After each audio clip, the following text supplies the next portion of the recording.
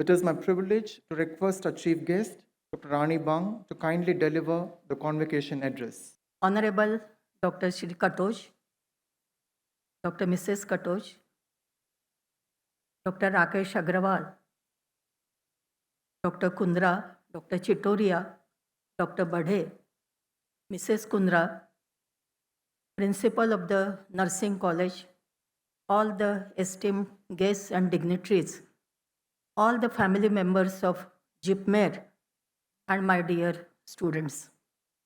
Now you are no more students, you are all degree holders now, so my dear friends. It's a great privilege for me to be in this convocation, to see in such large number the nursing professionals and allied sciences professionals being conferred the degree. I congratulate you all. I congratulate your teachers and also the institution where you have received this training. There are different specialties who have got the degrees today. I will talk little bit about maybe few specialties. First, about nursing. There are few remarkable things about the nursing profession. If we look at 19th and 20th century, throughout 19th and 20th century, nurses were looked at just menial workers, carrying out the orders, obeying the orders given by the doctors. Doctors diagnose, doctors decide treatment, doctors give orders, and nurses implement it. But over the years, nursing has emerged as a special science in itself and as a special profession in itself. Now, nursing profession is like any other profession, medical profession, engineering, management, and I congratulate you. You are very, very fortunate that you are stepping in such a noble profession. And also in an era where nursing profession has received special respect and dignity which was long due to it. You are also especially fortunate because you have been given the training here in JIPMER, which is supposed to be the most advanced medical care and health institution in India. So congratulations.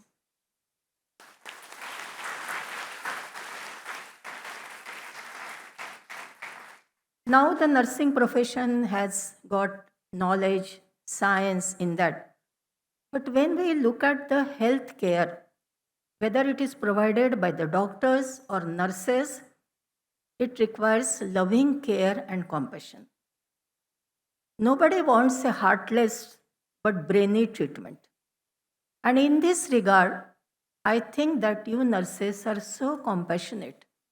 You are Florence Nightingales. Never ever get your compassion, your loving care overshadowed by your intellect. That is very, very important. And this compassionate care by nurses is unsurpassed in any other profession till today. Now my question to you is, where will you take your compassionate care? I come from Gadchiroli district, which is one of the most backward districts in whole India and the backward district in Maharashtra. It's poor, it's tribal, it's very remote, and health services are very scarce. Men, women, children are all deprived of health care.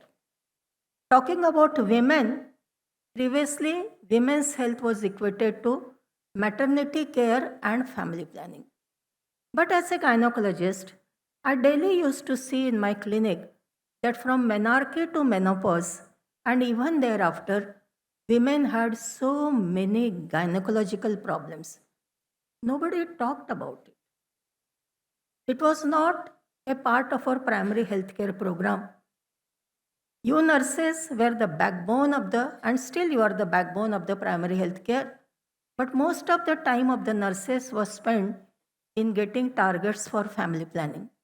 and giving 2 shots of tetanus toxoid and iron folic acid tablets, which were thrown by the women. When I talked about this problem, sorry, Dr. Katoj, you are here, but when I talked about this problem in ICMR, people laughed at me. They said, why do you want to waste your time in studying such silly problems? What is there in white discharge? It's an innocuous symptom like nasal discharge. Don't waste your time. Do something extraordinary. And when I talk to women in Gadcholi district, I talked to 100 women who were the key informers, and I asked them what were their major health concerns. And they put white discharge as the number one health problem. And our doctors, scientists were laughing at me, saying, why do you want to study white discharge? It's an innocuous symptom like nasal discharge. Later on, they told some 10, 12 diseases which were of importance to them.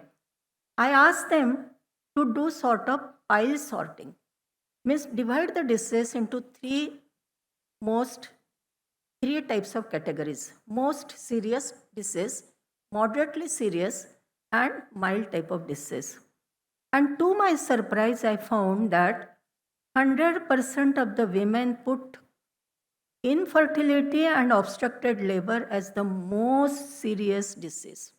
And I was surprised because for doctors, any case where there is risk of patient dying, we consider it as serious disease. But in infertility, the women don't die. So I asked those illiterate women, rural tribal women, why did they put these two diseases together? And to my surprise, they gave me such a wonderful reply. They said, Madam, in obstructed labor, that woman dies only once in her lifetime. But when there is infertility, she dies daily. Nobody allows her to live a peaceful life. Everybody blames her. And then I decided that I must work on gynecological disease. So there it comes to listening to people. Wherever we are working, we have to listen to people. What are their problems? That is very important. You are specialized in different branches. Of course, these are very, very different, important branches. But when you go in the villages, when you go to the rural area, tribal area, remote area, talk to the people. Government programs are there. But you should talk to people what are their special problems. And then we did the first ever community-based study of gynecological problems in rural area, which was later on published in Lancet. And we showed a huge gynecological morbidity in rural women. Now what to do about this morbidity? 92% of the women had gynec morbidities, nearly 4% of the, and on an average, each woman had 4% of gynecological problems. What to do with this? There were no doctors. And the rural and tribal women, unfortunately, are still reluctant to get examined by the male doctors. And that is overall situation in the country. Women are reluctant to get examined by the male doctors. Here your role comes. In nursing profession, majority of you are women. And you will be easily, very comfortably accepted by the women. Women in 6,000 villages in India are waiting for your services. So you have a great, great opportunity. I know some of you will be providing the healthcare. Some of you will be the teachers of other nurses. So continuously you will be producing nurses. And these nurses will be able to fulfill the vast needs of the rural and tribal people in the field of health. Now, another thing I want to emphasize, that is, wherever you are working, maybe in big hospitals, corporate hospitals, big educational institutions, or in rural or tribal area, one thing always remember.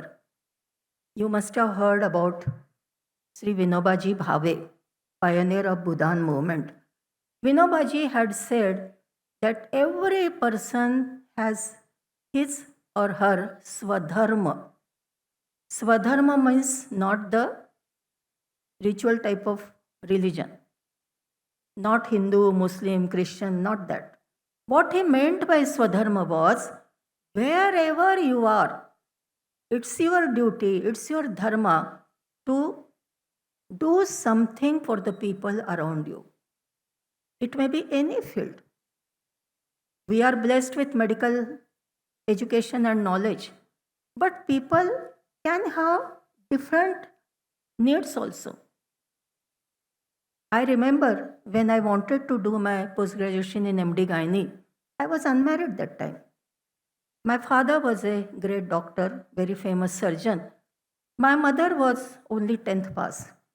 She took me aside and she said, Rani, I have seen that many doctors and nurses behave very rudely with the women in labor. That time actually she needs lot of support, empathy. So you think twice. If you can provide that to any sick patient, then only you take this field. Otherwise, if you remain simple MBBS, I don't mind. I always remember that mantra which was given by my mother.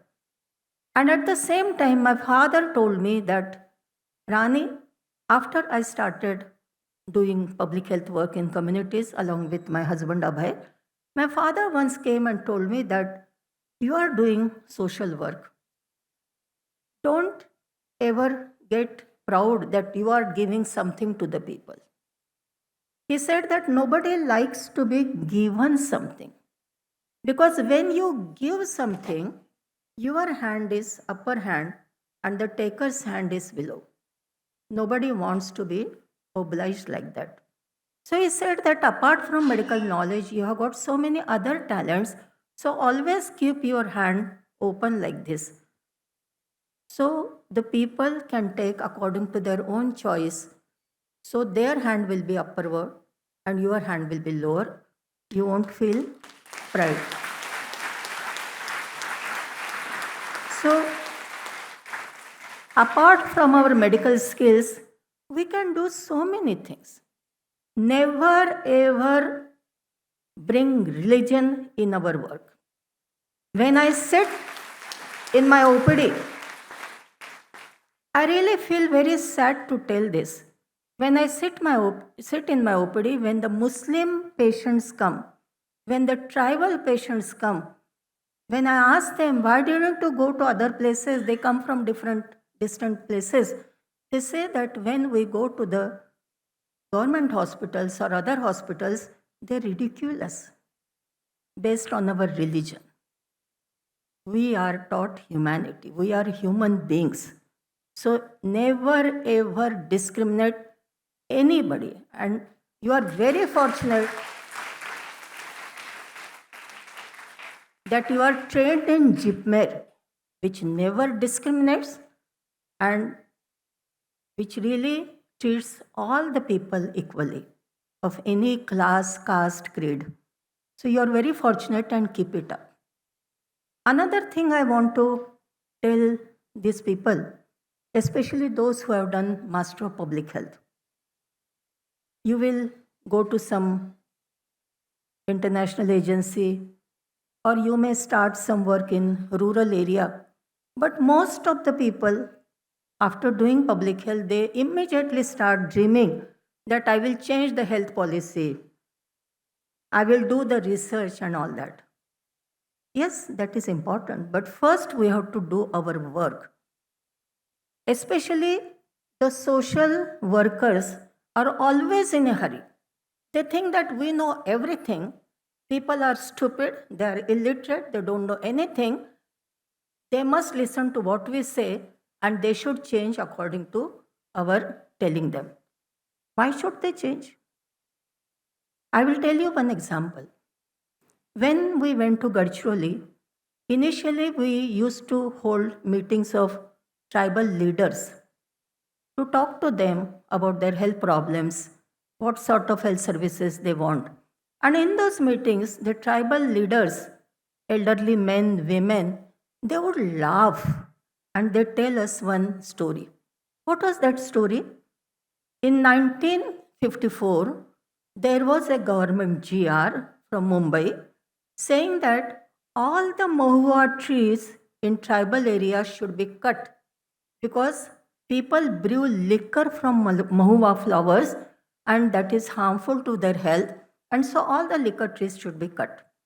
And the same GR mentioned in next para, all the tore trees in tribal area should be preserved because tribals brew oil from that and that is good for their health. This story people used to tell and they used to laugh. Here nobody laughed. Why did they laugh? Because it's the same tree. The flowers are mahua flowers and the fruits are tore. The person who drafted this GR in Mumbai, sitting in AC chamber, must be very well read.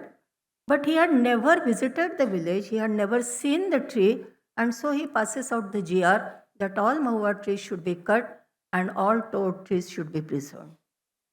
People are not stupid. Actually, while working in Gadcholi, I have realized that most educated people can be foolish, stupid. But these illiterate people, they are very wise. There is a difference between wisdom and just possessing some degree. Just to give an example, when I look at these tribal people, I always feel, who is more civilized, they or us? There is no dowry system in tribal area, so there is no dowry death. There is no theft. Nobody locks the doors of the houses or huts. There is no beggar seen in tribal area. You will never see a beggar. There is never an instance of rape or injustice on women. Sexual violence on women, you will never find that. There is a system of community decision making. All the people come together, sit, and they make the community decisions. Whole day they are in the forest or in the field, but when they eat in the evening, they always inquire whether their neighbor has got enough food to eat or not. If he has not, then they share whatever they have. Who is more civilized, they or us? So don't ridicule anybody. We have to learn so many things from them. Same way, here, while I am standing and talking to you, I remember one old lady coming into my consultation room. There is a table, I am sitting in chair, and across my table, she is sitting in another chair. I asked that lady, what is your problem? She doesn't utter a single word. She just shows her two fingers like this. I don't understand. What is she trying to say? Again, I ask her, what is your problem? What is your problem? What is your problem? She is showing me these fingers. And ultimately, my patience is lost. I scold her and I tell her, if you don't speak, how will I know what is your problem? How can I give you treatment? Poor lady goes away from my room with her medical problems solved, unsolved, but at the same time losing faith in modern medicine. She was trying to convey me something which I never knew. In medical college, we are taught, in all the professions, we are taught so many advanced things. But we are never taught about how to communicate with people. People have their own oblique language, symbolic language, which we have been never taught. This lady was, by showing me two fingers, she was trying to tell me that she had prolapsed uterus. I did my MD. I was a gold medalist, but I never knew that. So unless we know what are their perceptions, what are their beliefs, why do they seek treatment from particular pathy or particular doctor? What are the reasons and barriers for seeking particular care? Without that, we can't make any impact. Their perceptions, their ethnoanatomy, ethnophysiology, perceptions about the body are very, very different. There is no concept of diaphragm. They think that all the vital organs are there in the abdomen. And so they think that, and they don't know that uterus is closed from above. So they think that heavy menses is very good. If there is scanty menses, which we normally consider normal, that is bad because all the blood accumulates inside the uterus. It goes high up, impinges on the liver, and the woman may die. That's their perception. Their perception about delivery are very different. We are taught that there are three factors: power, passage, and passenger. In their concept, in their knowledge system, there is no concept of power. They think that the baby comes out with its own bodily movements. So when I ask these women, what are their perceptions about healthy baby and unhealthy baby? They said that thin and lean baby is healthy and the baby with good weight is unhealthy. I asked them why. They said that the thin baby, because thin people are very active, so thin baby will try to come out immediately from mother's womb, so delivery will be easy. And the obese people are very lazy, so that baby would sit like that inside the uterus and the labor will be prolonged. Exactly opposite to what we think. And then those women told me that you doctors, you nurses give us iron, calcium tablets and you tell us that take these tablets, your baby will be healthy. We don't want our baby to gain weight. So we throw it away. And then those women taught me that from onwards, now onwards, madam, whenever you give these tablets, tell those women that this is red tablet, it will improve your blood. This calcium tablet is white, it will improve, it will strengthen your bones. Never ever utter a single word about healthy baby. So they teach us so many things. We think we know everything. We wear white apron, white coat, and we think that we are white elephants. That's not true. Some of you are going to be teachers. For them also, I want to say one thing. I remember when we went to Gadchiroli, Government of Maharashtra requested us to look after 2 primary health centers and the district hospital because nothing was being done there. I did the first cesarean in that district.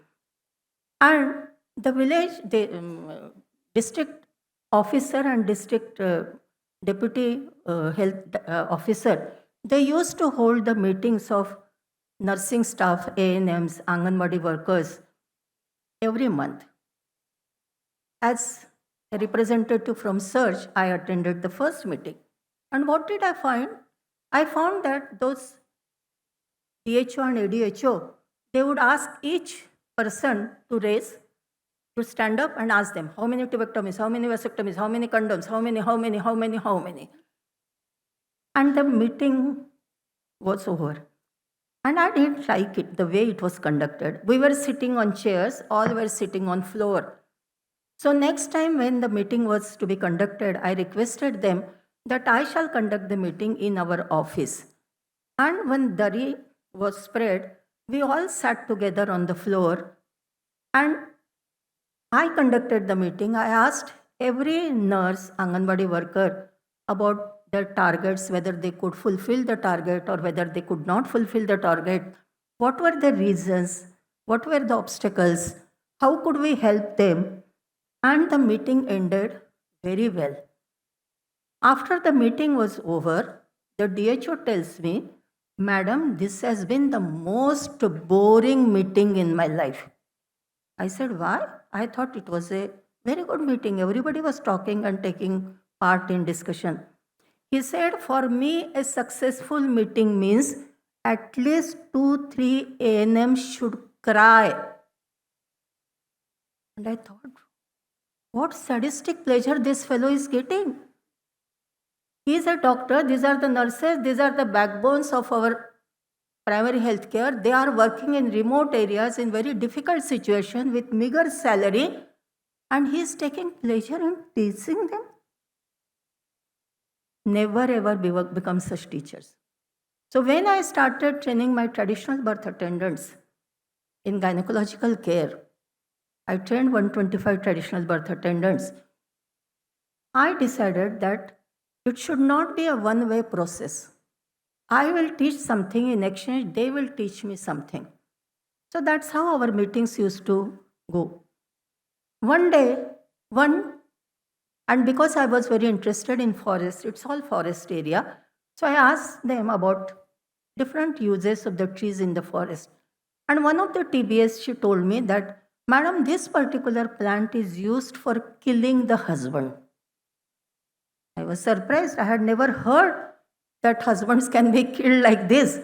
So I asked them, "Why do you want to kill the husband?" They said, "No, if he's involved with someone, or if he is alcoholic, or if I am involved with someone, then to get rid of husband, we can use these plants." And immediately they started telling me the recipes. They started quoting the instances where the women have killed their husbands. And I was really surprised. I was shaken. And I talked to Abhay. I said, "What to do with this?" So he said, "You have to talk to them more. Don't get surprised with what they say." And then later on, when I went into the details, those TBAs, they taught me that the different trees in the forest have a special relationship with women. All the relationships which matter to women, brother, sister, husband, wife, mother-in-law, daughter-in-law, father-in-law, daughter-in-law, two sister-in-laws, two sisters, lovers' relationship, everything is depicted in terms of songs, stories in relation to trees. And some of those trees are so auspicious, so prestigious for them that they would never ever cut those trees. They are worshipped trees. And out of my interest, I collected all this information, and later on it was published in the book form. It received the state government's Best Literary Award. Now please listen to me. This clapping is not for me. I am not a trained botanist. I am not a trained anthropologist. I had a very, very tunnel vision before starting my public health work. I knew how to do hysterectomy, I knew how to do cesarean, but I never knew about other things. To train these traditional birth attendants, I had to learn non-formal methods of education. These traditional birth attendants have given me so much of love. They taught me about the perceptions, about the language people use, about different phrases they use. There is a dictionary. And so I think so much empowered I have been taught by these women. So whenever you work in any area, always remember Dr. Rakesh Agrawal in this lecture, he said that we should not stop learning. Continuous learning should be there, and continuous learning is not just from books or journals, but when we work with people, we learn so many things from them. And remember that patients don't have much time with doctor, or doctors don't have much time with patients. But you nurses, you have this opportunity to talk to patients. When we define health, we say that it's not just a physical health, it's a mental, social, other health, psychological health. So you can contribute in that. You can train the doctors. As I told you in the beginning, that your profession has now established as a separate profession, as a separate science. Now the nurses, they know, they ask questions, they solve the problems. So your profession is now growing. So you can help the doctors. Never ever consider yourself inferior to doctors. We are all the partners. And when we work in partnership, 1 and 1 make 2, 1 and 1 can make 11. That is our strength. So we should think that we are all equal. And so I wish you all people would prove to be blessed nightingales. You all people from allied sciences will prove to be blessed health worker angels. That is my expectation from you. In the end, I can say that I'm really very, very honored to witness and to participate in this program, in this auspicious ceremony of giving degree to you all. I wish you all the best luck. Congratulations from me. And I really sincerely thank the institution, Dr. Katosh, Dr. Rakesh Agrawal, and other people who thought me worthy of coming to this occasion. So really, I must express my hearty thanks and gratitude to you for bringing me here.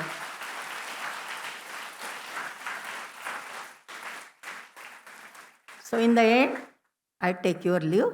Thank you so much and all the best.